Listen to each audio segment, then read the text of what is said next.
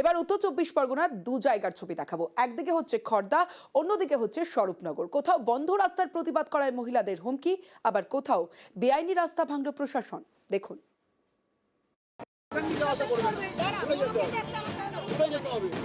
উত্তর চব্বিশ পরগনারই দুই জায়গায় রাস্তা নিয়ে শোরগোল।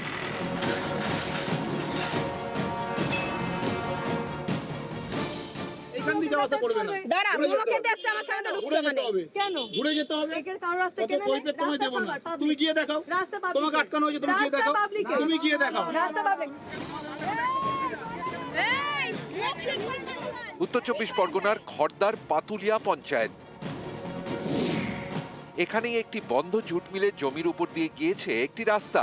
স্থানীয়দের দাবি, এই রাস্তা টিটাগড় ও ব্যারাকপুরের সঙ্গে খড়দার যোগাযোগের ক্ষেত্রে অত্যন্ত গুরুত্বপূর্ণ। এই রাস্তা দিয়ে গড়ে প্রতিদিন 1000 লোক যাতায়াত করেন। অভিযোগ, সম্প্রতি এই রাস্তা আটকে দেন পাতুলিয়া পঞ্চায়েতের তৃণমূল সদস্য আশিস চক্রবর্তী ও তার অনুগামীরা। এতে বেজায় অসুবিধায় পড়েন স্থানীয়রা। এ নিয়ে প্রতিবাদ করেন ওই এলাকারই দুই মহিলা। এরপরই নাকি প্রতিবাদীদের সঙ্গে বচসায় জড়ান পঞ্চায়েত সদস্য আশিস চক্রবর্তী ও তার অনুগামীরা। অভিযোগ, বচসার মধ্যেই প্রতিবাদী মহিলাদের হুমকি দেওয়া হয়। এখান দিয়ে যাওয়া আসা করবে না। দাঁড়া, মুলো খেতে আসছে আমার সাথে তো ঢুকতে মানে। কেন? ঘুরে যেতে হবে। একের কারো রাস্তা কেন? কই পে তোমায় দেব না। তুমি গিয়ে দেখাও। রাস্তা পাবলিক। তোমাকে আটকানো হয়েছে, তুমি গিয়ে দেখাও। তুমি গিয়ে দেখাও। রাস্তা পাবলিক। এই ঘটনা ভাইরাল হতেই সরব হয়েছেন এলাকাবাসী। দীর্ঘদিনের যাতায়াতের পথ হঠাৎ করে দুদিকে দুটো গেট লাগিয়ে দেওয়া হলো। গেট লাগিয়ে দিয়ে সেই গেটগুলোকে তালা মেরে আমাদেরকে বলা হচ্ছে যে এই রাস্তা দিয়ে যাতায়াত করা যাবে না, ওটা নাকি আবাসন। সরকারি কোনো রুলস এমন নেই যে সরকারি কোনো রাস্তা আটকানো যাবে। আশিস চক্রবর্তী, উনি ওখানকার ওয়ার্ড মেম্বার।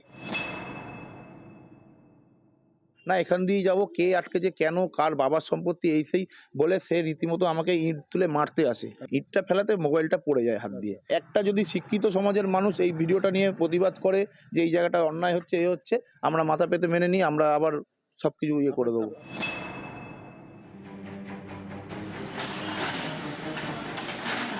উত্তর চব্বিশ পরগনার স্বরূপনগরের বাংলানি গ্রাম পঞ্চায়েত। এখানেই বেআইনিভাবে তৈরি করা রাস্তা ভেঙে দিল প্রশাসন। অভিযোগ, এখানে নূর মোহাম্মদ গাজী নামে এক ব্যক্তির জমি দখল করে নিয়েছিলেন স্থানীয় এফরান গাজী। শুধু দখলই নয়, দখল করা জমিতে জোর করে কংক্রিটের রাস্তাও তৈরি করেন এফরান। এ নিয়ে মামলা হয় বসিরহাট আদালতে। আদালত রাস্তাটি ভেঙে দেওয়ার নির্দেশ দেয়। আদালতের নির্দেশ মেনে বৃহস্পতিবার সকালে ওই কংক্রিটের রাস্তা ভেঙে দেয় প্রশাসন।